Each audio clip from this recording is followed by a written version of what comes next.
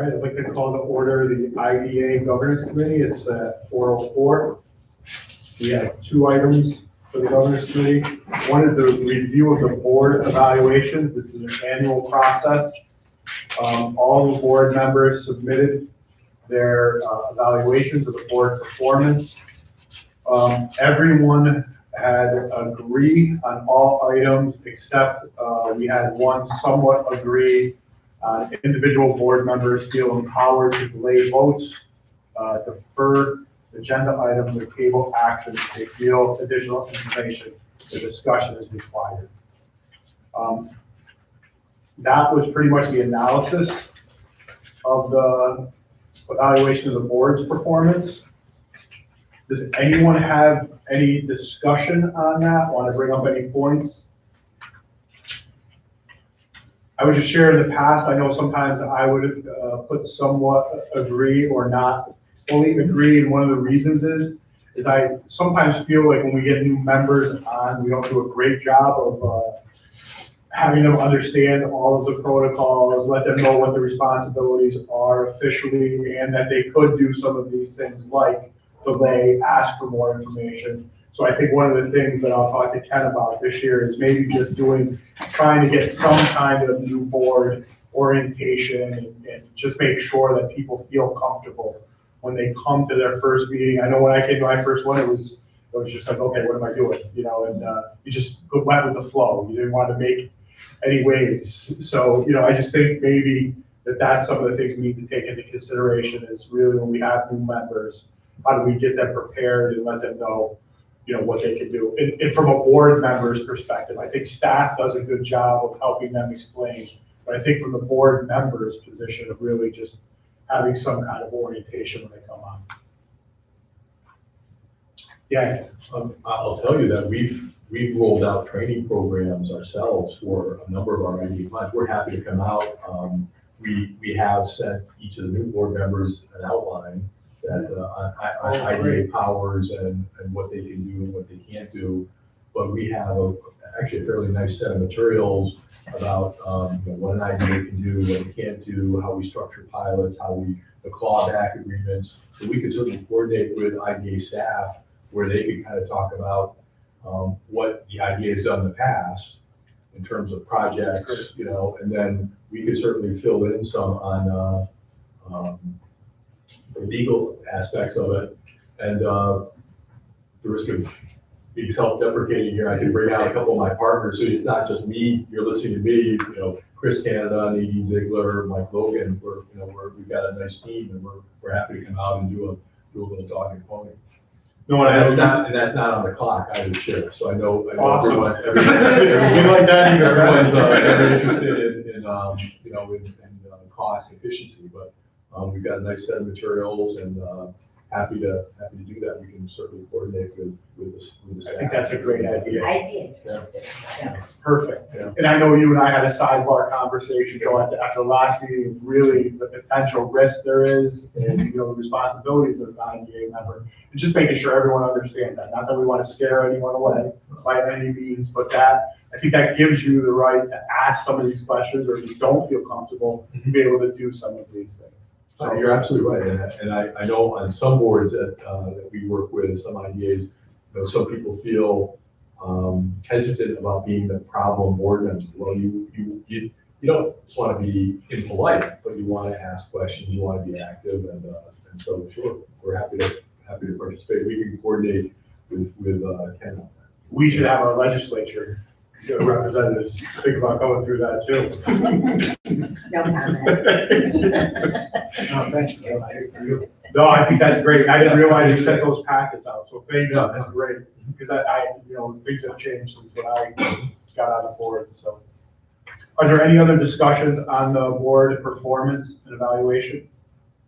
Just to let everybody know, what happens here is we'll compile, based upon this, we'll compile one of these master lists and we send it off to the fire department recorders to send us out to the actual ABO. So this will be on file with the ABO. Does this get posted too, Ken? Is it one of the postings? I don't think so. All right, this is what it is. Great, do we need a motion to do anything on this? There's no action on it. No, Right, it's just information. Yep. And then address any issues that come from this. And I think we did this in a much timely manner this year than we have in the past, so that was good. Good job. Good. I don't know if it was me, but, the other, that probably was me. The additional action step is the motion to adopt the measurement report, and I'll have Ken go over. Yeah, this is our yearly thing, just like we did with the CRC earlier. The mission statement, has not changed obviously since, last year. It's an mission statement. It's been approved by the ABO, a few years ago. But every year at this time, we had board members, they have to look at the measurements that we set forth to do in 2019. And then we have to report on them. So what we do is staff, obviously, and with the help of this board, is we go through each one of the measurements that we set forth, and then we report on it. And just, so you guys recall, and it's in your packet. The first measurement was to assist at least 5 existing firms with a combination of funding, technical assistance, and problem solving. So in there you can see what firms that we assisted as an agency and agency staff this year. And then the second one, through some combination of funding, technical assistance, problem solving, security, job creation, capital investment commitments. So within that section, obviously, there's a whole host of projects that we mentioned, such as Valley View Hospitality, Iceland Lander Brauhaus, Mohawk Solar, Via Blend, which we closed on today, actually. They've been constructing it in the park. We discussed the Montgomery County Agricultural Market Enterprise Grant, number 2 program. And then one of the third measurements was work cooperatively with local governments and school districts to further economic development progress. Within there, we're talking about the industry cluster initiative on the fairground sewer upgrades study, so we addressed that measurement. The fourth measurement was continue to focus on the Exit 29 redevelopment project by applying for federal grant opportunities, as well as implement the work plans associated with grants received to date on the project. Obviously, in 2019, on Exit 29 was a big year. We finalized the demolition of the eastern side of the site, and we put out the bids through the county with regards to the asbestos and hazardous abatement cleanup on the western side of the site, and that's been ongoing towards the end of 2019 and ongoing through 2020. So we continue to focus on that. The second to last measurement is continue implementing the county and regional branding action plan to further the agency's mission. In there, we talk about all the marketing initiatives, as you guys read, all the marketing initiatives that have been done, associated with, the IDA, which has been expanding, and we have the working with Empire Solutions. We put strong commitment into Empire Solutions, and we feel as staff, working with them on a daily basis, that it's really paying off. I mean, you see some of the press that we've been getting, some of the editorial we've been getting. The Gazette Recorder actually picked up another op-ed that we did this weekend, and the Gazette Editors run yesterday. So there's a lot of positive that's coming from that.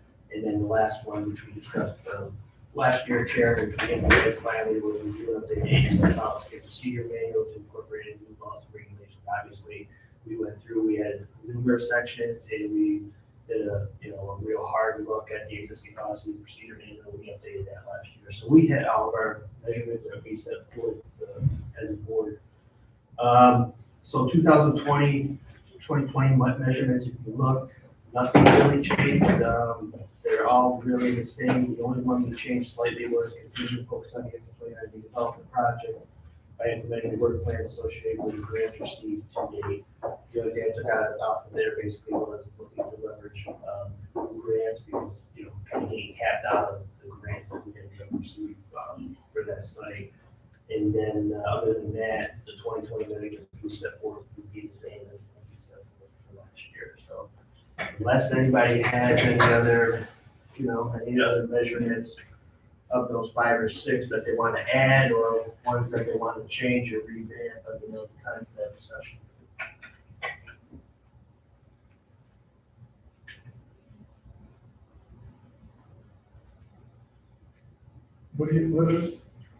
Sorry, tongue tied. Any thoughts about trying to unemployment rates as a function of other jobs?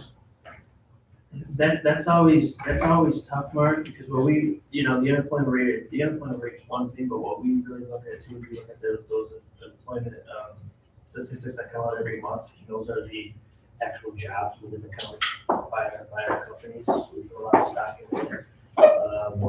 You know, there's only so many things you can control on the unemployment rate. You can't control the individual. You know, that may be eligible for unemployment or taking unemployment. I mean, we focus on that. I mean, some of the initiatives, something we could add, it's coming out of the county executives business roundtable, is we're gonna be looking at, you know, transportation's gonna be a big focus. Workforce development's gonna be a big focus. Childcare is gonna be a big focus. So, you know, we can tell you that we are looking now hard at, you know, possibly a potential childcare facility, potentially up on the Route Finance corridor. And we'd like that facility to be a 24/7 type operation. So I mean, we could add, you know, we could add a different, another measurement in relation to one of those three, if we wanted to. So, I think that's just. Was the agriculture and micro grants, were they part of the measurement for 2020?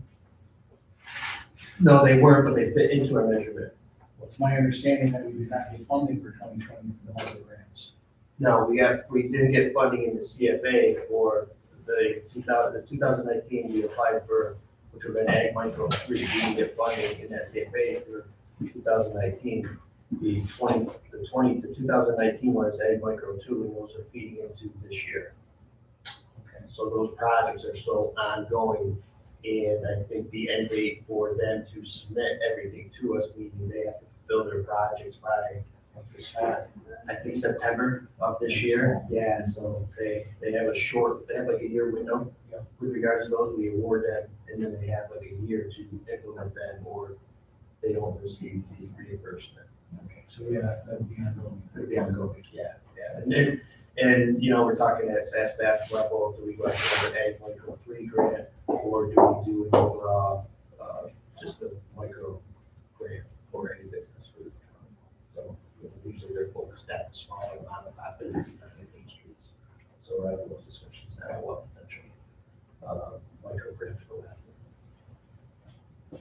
We can just go back to the other one, you know, based on what I know of what the county exec's doing with the other committee, you know, I feel like that may fall under through a combination of funding, technical assistance, and problem solving, secure new job creation, and capital investment commitments, as opposed to creating a new measurement. Can we fit that initiative under one of the existing measurements, Yeah, right? Can we make a yeah. stretch for that? Yeah, I kind of agree with you, Chair. If you look at a couple of these, they're pretty broad. We left them broad. For those regions, right? Yeah, Yeah. those reasons, yeah.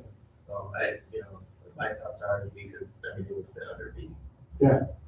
Instead of creating a new performance measure, I'd rather us just try to slide those under. And the only other question I had was it arbitrary that we picked 5? And performance A, was it, I mean, No. is that just something we've always done? No, we've had 4, we've had 5, we've had that there, no, it's something that we feel in a small county like ours. Sure. That potentially, you know, it's a good barometer, and, you know, we've hit it so far, so. Good.